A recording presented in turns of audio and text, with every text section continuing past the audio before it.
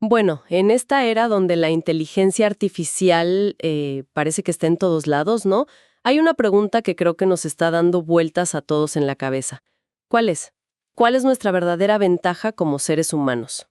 Hoy vamos a meternos de lleno en este tema usando como guía una presentación visual muy buena que se llama El pivote humano y una infografía que, bueno, compara la IA con nosotros. La misión es explorar esta paradoja de que mientras más avanza la tecnología, más nos obliga a ser, pues, más humanos. Y para arrancar, un dato que es bastante fuerte. La automatización cognitiva ya no es el futuro, ya está aquí. Hay estudios que muestran que los trabajadores más jóvenes, de 22 a 25 años, ya ven una reducción de hasta un 16% en sus oportunidades de trabajo, por la IA. Es un dato que da vértigo, la verdad, y nos lleva directo al centro del problema.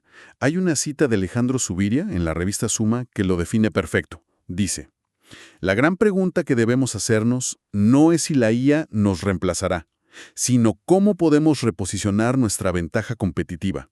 Y esa palabra reposicionar lo es todo. No es una carrera contra la máquina, que seguro perdemos. Se trata de entender en qué parte del tablero jugamos nosotros, dónde tenemos piezas que la IA ni siquiera puede ver. Ok, me gusta ese enfoque. Si las máquinas ya piensan, ¿qué nos queda? ¿Dónde está ese límite que no pueden cruzar? Esa es la pregunta del millón. Y para responderla, el análisis nos lleva a un lugar casi filosófico. Tenemos que dejar de pensar en lo que las máquinas hacen y empezar a hablar de lo que sienten, o bueno, para ser más exactos, de lo que son incapaces de sentir. El concepto clave aquí es algo llamado conciencia fenoménica. Conciencia fenoménica. A ver, eso suena bastante denso. ¿Qué significa exactamente? En palabras simples, es lo que se siente ser algo. Es tu experiencia del mundo, en primera persona. Los filósofos lo llaman el problema de los qualia. Qualia. Sí, qualia. Son las cualidades puramente subjetivas de la experiencia. A ver, dame un ejemplo para que lo pueda aterrizar mejor. Claro, piensa en el sabor del té, o la sensación de asco que da un mal olor, o la alegría de una canción, o lo doloroso que es el dolor. El ejemplo más clásico es la rojez del rojo. Una máquina puede identificar la longitud de onda de la luz roja, 650 nanómetros, procesa el dato y listo. Pero no puede tener la experiencia subjetiva de ver el color rojo. Esa sensación interna, ese algo que es ver rojo, es un quali. Y no hay algoritmo que explique por qué una señal eléctrica en el cerebro produce esa sensación y no otra. Entiendo. Es la diferencia entre procesar un dato y vivir una experiencia. El análisis que revisamos menciona un experimento mental sobre esto, el del espectro invertido. Me pareció fascinante, pero no es solo un truco de filósofos. Parece un truco, pero va al corazón del asunto. Imagina dos personas. Sus cerebros funcionan idéntico. Les muestras un tomate y ambas dicen, eso es rojo. Ven un semáforo en rojo, ambas se detienen. Su comportamiento es el mismo, pero, y aquí está la clave, una de ellas, por dentro, experimenta lo que la otra llamaría verde cuando ve el tomate.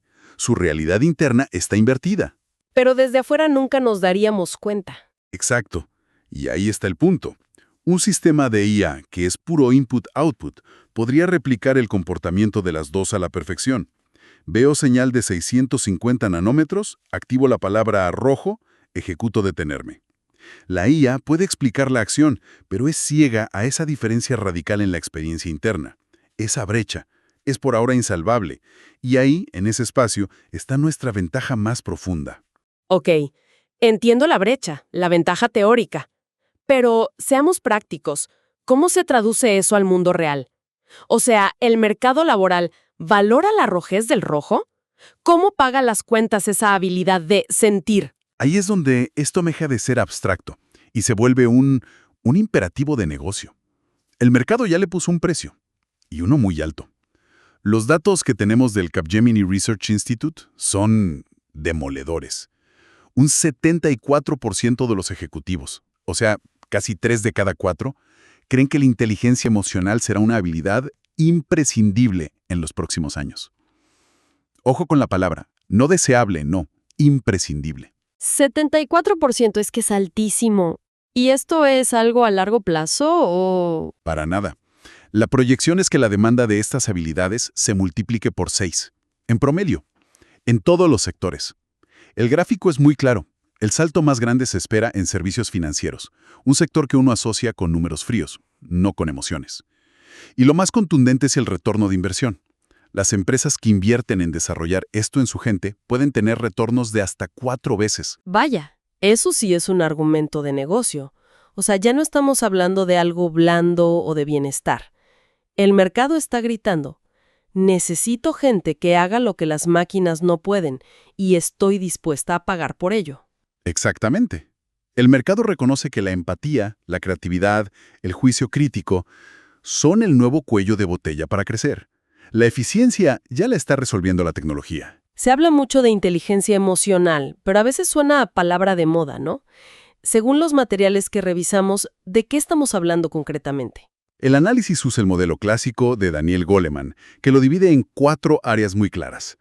La primera, y la base de todo, es la autoconciencia. Es, digamos, la capacidad de entender tus propias emociones, tus fortalezas, tus debilidades y cómo afectan a tu trabajo y a los demás. Ok, la base es uno mismo. Sí. La segunda es la autogestión. O sea, una vez que eres consciente de tus emociones, puedes controlarlas. Se trata de manejar impulsos, de ser adaptable, de mantener la calma bajo presión. Entendido. Esas dos son sobre uno. ¿Y las otras?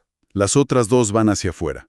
La tercera es la conciencia social, que es básicamente la empatía, la habilidad de percibir las emociones de los demás, entender sus puntos de vista, leer el ambiente de un grupo, ¿sabes? Claro.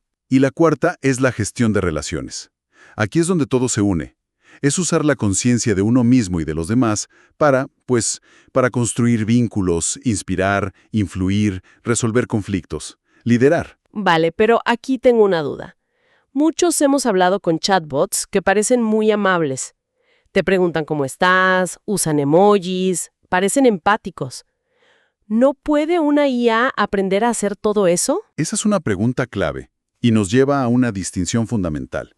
Una IA puede volverse experta en lo que se llama empatía cognitiva. Es decir, aprende a reconocer patrones.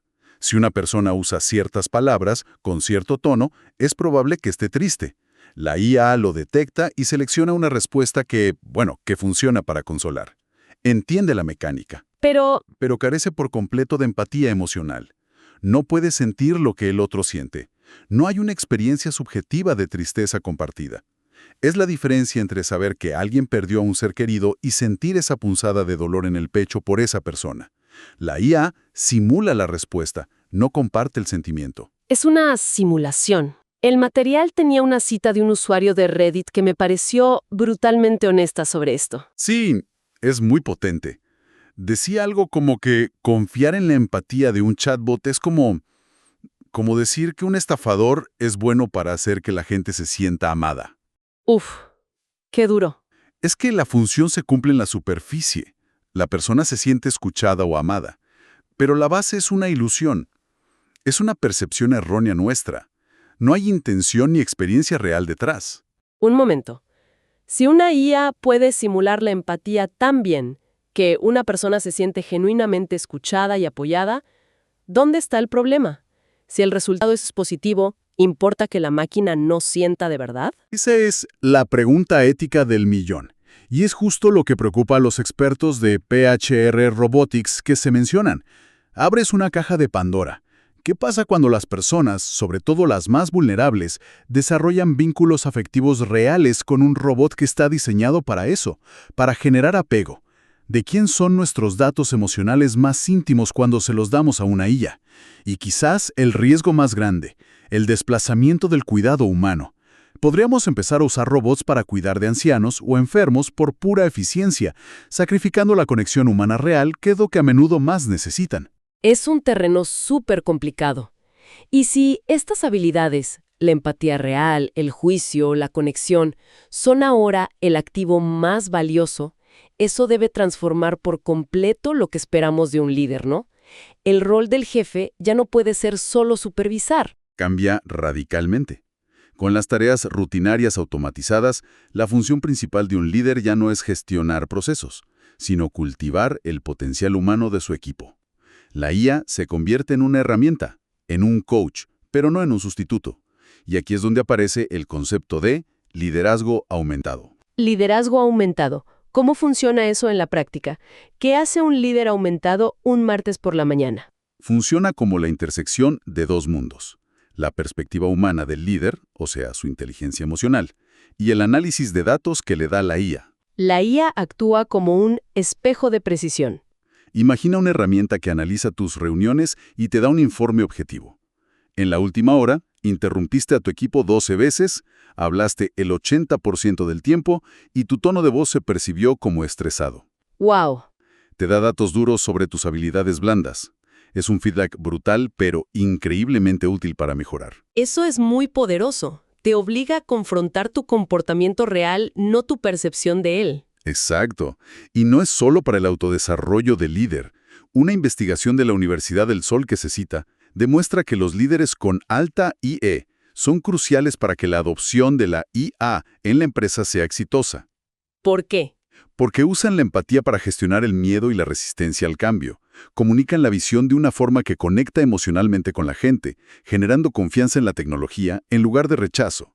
Son los traductores humanos de la transformación digital. Entonces, si una organización quiere rediseñarse para esto, para ser una organización humano 2.0, ¿por dónde empieza?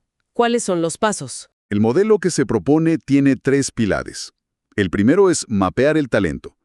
Esto significa que recursos humanos debe dejar de obsesionarse solo con las habilidades técnicas y empezar a identificar y medir las competencias blandas. ¿Quiénes son los grandes colaboradores?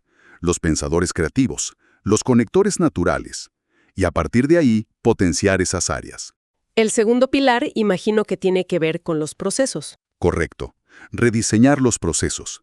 Se trata de automatizar de forma agresiva todo lo repetitivo y de bajo valor. Pero la clave no es solo liberar tiempo, sino ser muy intencional sobre en qué se usa ese tiempo. Debe ir al pensamiento estratégico, la innovación, la mentoría. ¿Y el tercero? Claro, la cultura, que lo une todo. Justo.